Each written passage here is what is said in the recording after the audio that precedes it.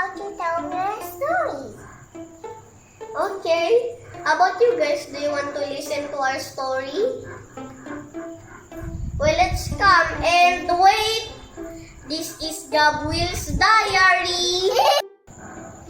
Hello guys, we're gonna story about the Great Duck and Crocodile Race. The Great Duck and Crocodile Race by Robert Magnusson. Duck and crocodile wanted to race to see who could get to the end of the book first place. What race? There's nothing your little duck feet can do. I'm running much faster than you. My feet are now pedaling, Duck. So now you can see that I'm clearly ahead. Duck smiled as he said, "You can pedal and pedal as much as you like, but you'll never outrace my swift motorbike. Your motorbike will only get you that far. I'm zooming right by in my cool racing car.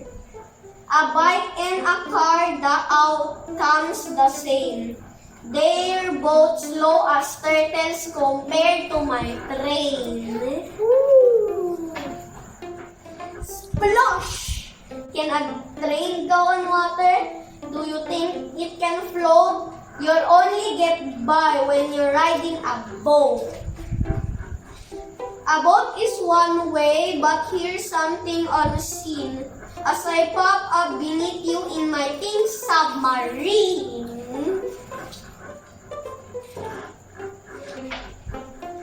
Ha!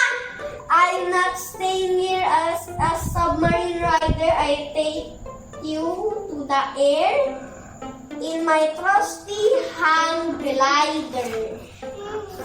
You may be first now, but you won't be quite soon. You can watch me sail by in my hot air balloon.